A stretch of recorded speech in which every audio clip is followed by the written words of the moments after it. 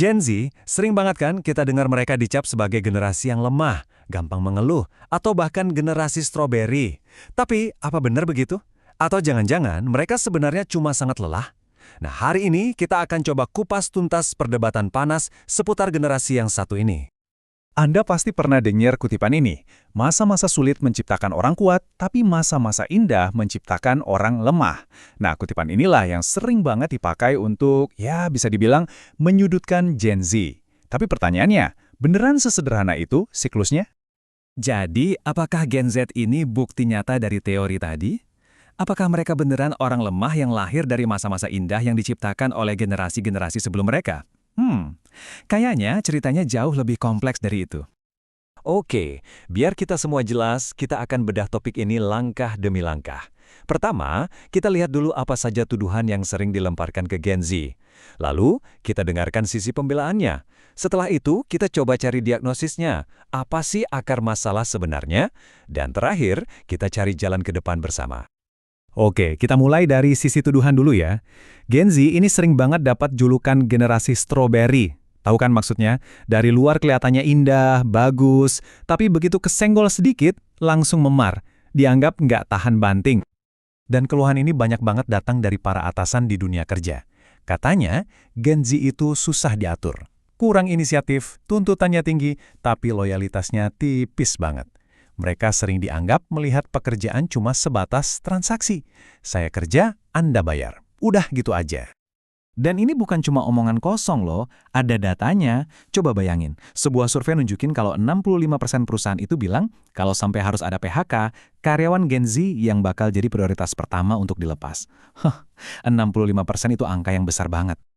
Bahkan ada data lain yang menunjukkan kalau 1 dari 8 karyawan Gen Z itu resign di minggu pertama mereka kerja. Jadi ya, frustrasi para atasan ini punya dampak yang sangat nyata di dunia kerja. Oke, itu tadi sisi tuduhannya. Kedengarannya keras banget ya. Tapi apa benar Gen Z selemah itu? Atau jangan-jangan cara kita memandangnya yang keliru? Nah, sekarang kita coba putar balik, kita lihat dari sisi pembelaannya. Pembelaannya dimulai dari satu ide kunci. Setiap generasi itu punya medan perangnya masing-masing. Baby boomers berjuang untuk bertahan hidup setelah perang. Milenial harus beradaptasi dengan dunia digital yang serba cepat. Nah, Gen Z, mereka lahir langsung di tengah sorotan digital 24/7, krisis global, dan tekanan sosial yang luar biasa. Jadi, kuat itu relatif kan? Artinya, ini bukan soal siapa lebih kuat atau lebih lemah. Ini soal pergeseran pola pikir. Buat generasi boomer atau Gen X, kerja itu ya untuk survive, untuk bertahan hidup. Emosi itu urusan nomor sekian. Buat Gen Z, prinsipnya beda. Kerja itu harus otentik, sejalan dengan nilai-nilai pribadi, dan emosi itu valid dan perlu diakui. Ada kutipan yang bagus banget nih. Gen Z bukan generasi pertama yang stres, tapi mereka adalah yang pertama berani mengakuinya. Nah, ini dia intinya. Apa yang mungkin dianggap cengeng atau lemah sama generasi yang lebih tua, bagi Gen Z itu sebenarnya adalah sebuah bentuk kejujuran. Keberanian untuk bilang, iya, saya lagi nggak baik-baik aja.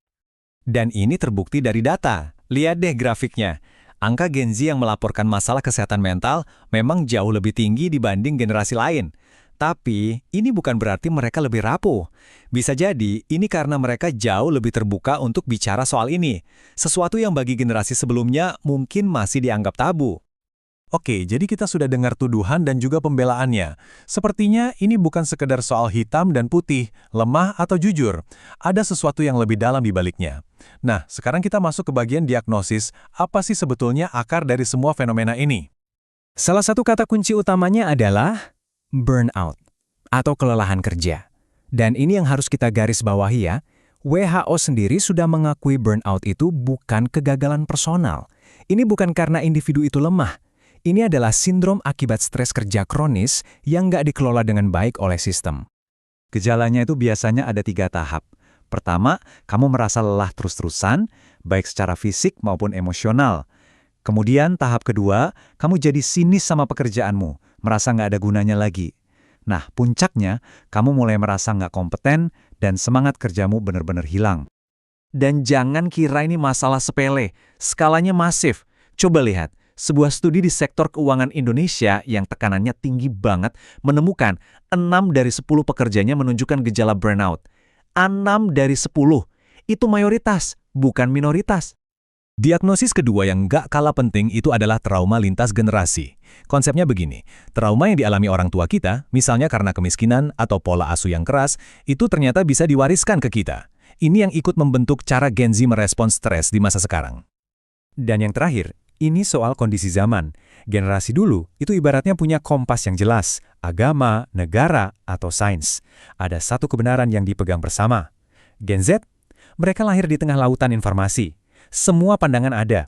Akibatnya, tidak ada lagi satu kebenaran tunggal yang membuat mereka terus-menerus bertanya dan mencari arah sendiri.